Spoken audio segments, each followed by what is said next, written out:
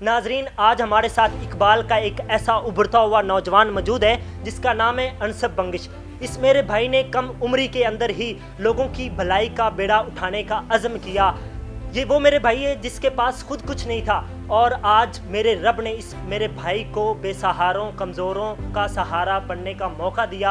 आज मेरे भाई ने अपना एक बिज़नेस शुरू किया हुआ है, लोगों की भलाई के लिए ये काम कर रहे हैं। आइए हम इनसे जानते हैं कि इन्होंने लोगों की भलाई का ये काम शुरू कैसे किया और इसके अंदर इनको कौन कौन सी मुश्किलात का सामना करना पड़ा। अस्सलाम वालेकुम। वालेकुम सलाम। अच्छा सर, हमें ये बताएं कि आपने ये काम शुरू कैसे किया, आइडिया कैसे आया, और जब आपकी इस स्टोरी के अंदर हमें ये भी सुनने के लिए आया है कि जब आपने ये काम शुरू किया था उससे पहले आपके पास खुद कुछ नहीं था, तो ये सारा सिलसिला शुरू कैसे हुआ? शुरुआत से बात करें तो मैं बेसिकली एक आईटी ग्रेजुएट हूँ एंड मैं लम्स के अंदर एनआईसी के अंदर एंटरप्रेन्योरशिप प्रोग्राम में एंटर हुआ। वहाँ पे मुझे ये फील हुआ कि जो स्टार्टअप्स होते हैं, छोटे छोटे बिजनेसेस होते हैं, उनको सपोर्ट नहीं मिलता कहीं से। तो जब उनको सपोर्ट नहीं मिलता तो उनको किसी ना किसी ने तो सपोर्ट देना है। अब फाइनेंशियली तो कुछ स्टार्टअप्स को इन्वेस्टमेंट मिल जाती है, लेकिन जिन स्टार्टअप्स को इन्वेस्टमेंट नहीं मिलती उनका क्या? तो हमने उनकी मदद करने का बेड़ा उठाया। हमने उनको गाइडेंस देना स्टार्ट की कि कैसे अपने बिज़नेस को ग्रो कर सकते हैं। मैं था एक आईटी ग्रेजुएट, बट बिज़नेस में इंटरेस्ट था, जिसकी वजह से मैंने अपना नॉलेज उनसे शेयर किया एंड काफ़ी स्टार्टअप्स को सपोर्ट करके मैंने उनको एक बिजनेसेस में कन्वर्ट करना स्टार्ट कर दिया। जब बिज़नेसेस में कन्वर्ट कर रहे थे तो मुझे नीड थी कि मैं उनको कन्वर्ट करने के लिए किसी एक ऐसे प्लेटफॉर्म को यूज़ करूं जिससे उनको जल्दी ग्रो किया जा सकता है, और वो प्लेटफॉर्म था सोशल मीडिया। इस टाइम पाकिस्तान में 10,000 से ज़्यादा इन्फ्लुएंसर्स मेरे साथ कनेक्टेड हैं और उनको गाइड करना शुरू कर दिया। उनकी हेल्प के थ्रू हमने स्टार्टअप्स को सपोर्ट करना शुरू कर दिया और इस तरह हमारी जर्नी का आगाज़ हो गया। ये कब आपने शुरू किया? ये हमने स्टार्ट किया था 2019 सितंबर में और आज ऑलमोस्ट इसको 2 साल से ऊपर हो चुके हैं। हमें नहीं पता था शुरुआत कहाँ से लेनी है, तो अल्हम्दुलिल्लाह मीडिया में और कुछ अच्छी जगहों पे कुछ अच्छे दोस्त वगैरह थे जिन्होंने मुझे साथी मिले, दोस्त मिले। एग्जैक्टली कतरा कतरा करके दरिया बनता है, तो उनके सपोर्ट की वजह से ही हम यहाँ पहुँचे। हम ये प्रोजेक्ट से प्रोजेक्ट्स लॉन्च करते गए जो कि एंटरप्रेन्योर्स और इन्फ्लुएंसर्स को सपोर्ट करते थे, बट हमारा कभी भी मकसद नहीं था कि हमने फाउंडेशन बनानी है। वो कहते हैं ना, आप ज़रूरी नहीं है कि जो आप प्लान करो वही हो, कुछ अल्लाह ताला भी प्लान करता है आपके लिए। तो मेरी लाइफ को अगर मैं यहाँ तक पहुँचा हूँ तो उसको अल्लाह ताला ने प्लान किया। माशाल्लाह आप यहाँ तक पहुँचे हैं। आपके लिए सुनने में ये आया है कि जब आपने ये काम शुरू किया था उससे पहले आपकी जेब खुद खाली होती थी। आज अल्लाह ताला ने आपसे एक बड़ा काम ले रहे हैं, तो ये कैसे शुरू हुआ? जब आपके पास वो वक्त था, अब उस वक्त को याद करते हैं तो कैसा लगता है? ज़िंदगी में काफ़ी ऐसे मोड़ आते हैं, आपको नहीं पता होता कि आप कब आपके जेब भरी रहेगी, कब खाली रहेगी। तो ये तो अल्लाह ताला का इम्तिहान होता है। तो मेरे ज़िंदगी में भी एक ऐसा वक्त आया कि मेरी एक वेल सेटल्ड बिज़नेस मेरा जब लॉस में गया, दैन डेफिनेटली मुझे नुकसान हुआ एंड उस टाइम मेरी जेब खाली थी। वो वक्त आया मेरे ऊपर कि जब 2 महीने तक मेरे पास खाने को कुछ नहीं था। हमने आज़ों पे गुजारा किया, मुहर्रम की और सफ़र की। फिर जॉब नहीं थी, मैं एक ग्रेजुएट था, एक एंटरप्रेन्योर था। मुझे कोई कंपनी जॉब इसलिए नहीं दे रही थी क्योंकि मेरा बिज़नेस रह चुका था। वो कहते थे कि आपका एक्सपीरियंस नहीं है जॉब का। दूसरा कहते थे कि अगर आप बिज़नेस एंटरप्रेन्योर हो तो आप ज्वाइन करके छोड़ दोगे, हम आपको नहीं रख सकते। रिजेक्शन मिली।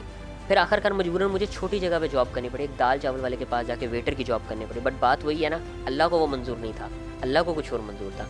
पहले दिन जॉब मिली, अगले दिन उस बंदे ने निकाल दिया। रीज़न क्या थी? मैनेजर से मैं ज़्यादा पढ़ा लिखा था, उसे टेंशन अपनी जॉब की पड़ गई। तो यहाँ पे पढ़ा लिखा होना भी मसला है, पढ़ा लिखा ना होना भी मसला है। तो लाइफ का एक अच्छा मोड़ था। अल्लाह ताला ने उस टाइम पे एहसास दिलाया कि मैं अल्लाह ताला को भूल गया था। तो मुझे याद है कि जब मुझे एक दिन दाल चावल वाले ने रखा, अगले दिन निकाल दिया, तो उसी रात को मेरी एक क्लाइंट के साथ मीटिंग थी और अल्हम्दुलिल्लाह मेरी वो मीटिंग सक्सेसफुल गई। जो मेरा बिज़नेस ठप हुआ पड़ा था, वहाँ से वो बिज़नेस दोबारा उठना स्टार्ट हो गया। मतलब अल्लाह ताला ने इस चीज़ का एहसास दिलाया कि पहली बात तो मुझे भूखा नहीं सुलाएगा, और उस एहसास को यकीन के साथ मैंने कन्वर्ट जब किया तो वो दिन है, आज का दिन है, 4 साल होने वाले हैं, मैं आज तक भूखा नहीं सोया। आज के जो नौजवान हैं उसको क्या मैसेज देना चाहेंगे? मैं यूथ को ये मैसेज देना चाहूँगा कि जब आप कोई बिज़नेस स्टार्ट करते हैं या कोई एक ऐसी ऑर्गेनाइजेशन स्टार्ट करते हैं जहाँ आपको डाउनफॉल भी आता है, आप उठते भी हैं, तो सबसे पहली चीज़ तो ये है कि चाहे जो मर्ज़ी हो जाए, अल्लाह पे यकीन रखो और क्विट मत करो। क्योंकि अगर आप क्विट कर दोगे तो इसका कोई फ़ायदा नहीं होगा। हाँ, 3-4 साल बाद जाके आपको एहसास होगा कि काश मैं क्विट ना करता। तो काश आपकी ज़िंदगी में अल्फाज नहीं आना चाहिए। अच्छा ये बताएं कि आपने ये फाउंडेशन स्टार्ट क्यों की? जैसे कि मैंने आपको बताया, मेरा फाउंडेशन स्टार्ट करने का कोई प्लान नहीं था। हमारा मकसद था कि हम टीबीटी इंटरनेशनल से पैसे जनरेट करें, अपनी कंपनी से पैसे जनरेट करें और वो डिफरेंट ऑर्गेनाइजेशन को सपोर्ट करें। बट ऑर्गेनाइजेशंस पे ट्रस्ट नहीं था, मैं सेटिस्फाई नहीं था उनके काम से। मुझे मजबूरन अपनी फाउंडेशन का आगाज़ करना पड़ा। कोविड में जब हमने फाउंडेशन का आगाज़ किया, हमारे साथ इन्फ्लुएंसर्स थे, अल्लाह ताला का साथ था, डोनेशंस कोई नहीं थी, स्टिल हमने एक महीने के अंदर 100 शहरों के अंदर 2500 से 3000 राशन पैक बांटे। आपका अब गोल क्या है? हमारा फाउंडेशन जो मेजरली काम कर रही है वो एजुकेशन एंड एम्पावरमेंट पे काम कर रही है, जिसमें हम मेजरली जिस चीज़ पे फोकस कर रहे हैं वो पाकिस्तान के एजुकेशन सिस्टम के खिलाफ फोकस कर रहे हैं। हमारे यहाँ पे मैट्रिक का बच्चा जब मैट्रिक करके निकलता है और डिग्री करता है, 4 साल की डिग्री करता है, उसके बाद जाकर जॉब लगता है तो उसे 20-25 हज़ार की सैलरी मिलती है 25 साल की एज में। तो 25 हज़ार में तो कुछ भी नहीं होता आज के दौर में। तो हम जिस चीज़ पे काम कर रहे हैं, हमारा एक प्रोजेक्ट है एजुकेट यू, जिसको हम कराची में ऑफिशियली लॉन्च कर रहे हैं। पहला सेंटर हम कराची खोल रहे हैं, दूसरा हम लाहौर में खोलेंगे, तीसरा इस्लामाबाद में, जिसमें हमारा मेजर टैगलाइन है, क्लियर टैगलाइन है, स्किल्स टू एम्पावर। हम उसके अंदर स्किल्स बच्चों को देंगे जो मैट्रिक को इंटर कर चुके हैं, उनको स्किल्स सिखाएंगे और स्किलफुल ट्रेनिंग के बाद उनको इंडस्ट्री में माइक्रो एंटरप्रेन्योर बनाएंगे। उनको जॉब करना नहीं सिखाएंगे, उनको बिजनेस करना सिखाएंगे। ये हमारा मेजर गोल और मेजर टारगेट है हमारी फाउंडेशन का। लाहौर में आपके क्या क्या प्रोग्राम चल रहे हैं? लाहौर में बेसिकली हमने आगाज़ लाहौर से किया था, तो लाहौर हमारे लिए बहुत इंपॉर्टेंट है। तो लाहौर में अभी हमारे कुछ प्रोजेक्ट्स चल रहे हैं। जो हम मददगार के नाम से एक प्रोजेक्ट चल रहा है, जिसमें हम बच्चियों की शादियाँ भी करवा रहे हैं। उसके अलावा हम कर्ज़ हसना इशू करते हैं एजुकेशन का। उसके अलावा हमारे बैंक्स चल रहे हैं, क्लोथ बैंक चल रहा है, फूड बैंक चल रहा है, ब्लड बैंक चल रहा है हमारा अपना। उसके अलावा हम एक नया बैंक आगाज़ किया एजुकेशन बैंक के नाम से, जिसमें हम पाकिस्तान में डिफरेंट ऑर्गेनाइजेशन को बुक्स कॉपीज़ डोनेट कर रहे हैं। और या जिन स्टूडेंट्स के पास बुक्स कॉपीज़ या इस यूनिफॉर्म जो स्कूल वगैरह बच्चे हैं नहीं अफोर्ड कर सकते, उनको हम प्रोवाइड कर रहे हैं with the help of our education bank.